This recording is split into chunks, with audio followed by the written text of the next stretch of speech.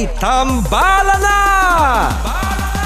At eto na sila, ang nag-iisang masugid na tagahanga ni Nicole Yala, Chris Chuper!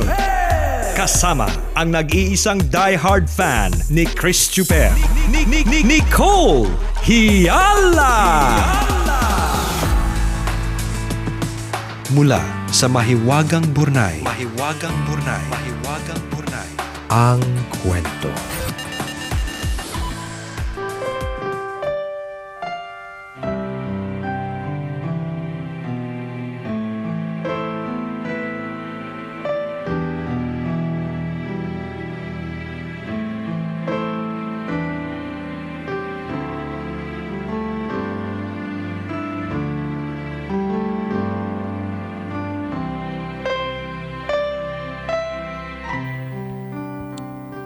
Noon, alam kong hindi ka pa handa nung magdesisyon tayong magsama. Gusto kong takasan ang magulong mundo ko noon. Gusto kong makaalpas sa mapang-abuso kong pamilya. 13 years ang tanda mo sa akin. 20 anyos lang ako noon nang magbuntis ako, pero sa kasamaang palad, nalaglag ang bata. Pinagplanuhan nating mag-anak ulit. Sinunod natin ang mga utos ng doktor at nagbunga naman ang mga pinaghihirapan natin. Taong 2010, isinilang ko ang isang napakagandang baby girl. Akala ko ay magiging maayos na ang lahat. Pero simula nang magkaanak tayo, napansin kong nagbago ka. Naging iresponsable ka sa pagsustento sa amin. Naging malamig ka na din sa akin at bihira na tayong magsiping sa kama. Alam kong walang perpektong pamilya, kaya pinilit ko pa ring makisama sa'yo.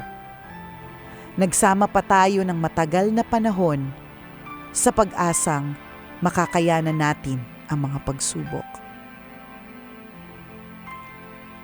Ginawa ko ang parte ko sa relasyon natin.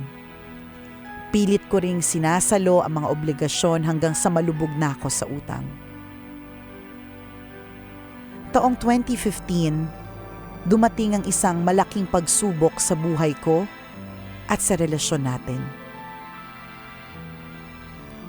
Nagpasama ako sa iyo sa Baklaran para magsimba. Ang hindi mo alam, iniisip ko na noon na magpatiwakal. Nagdasal ako sa Diyos at humingi ng tawad sa binabalak kong gawin. Yun na yata ang pinakamalungkot na bahagi ng buhay ko. Ang makita ko kayo ng anak ko na walang kaalam-alam sa binabalak kong gawin. Pero sa halip na magpakamatay, mas nanaig sa akin ang takot. Parang binago ako ng aking pagdarasal. Hindi ko itinuloy ang aking plano at sa halip ay nagpakalayo-layo na lang ako. 5 araw na akong nawawala simula na magsimba tayo. Inireport niyo ako sa pulis at pinost pa sa FB para mahanap lang ako. Nakonsensya ako kaya agad ako nag-text sa inyo. Sinabi ko na okay lang ako at huwag niyo na akong alalahanin. Hiniling ko sa inyo na hayaan niyo muna akong mag-isa. Nalaman ko na araw-araw ka daw umiiyak at labis kayong nangungulila sa pagkawala ko. Hindi ka na din daw natutulog sa paghahanap mo sa akin. Tinetext mo ko na maraming beses at sinasabi mong magbabago ka. Magkagayunman, hindi ko pa rin pinili ang bumalik sa piling mo. Magulong-magulo ang isip ko at hindi na naniniwala sa mga pangako mo.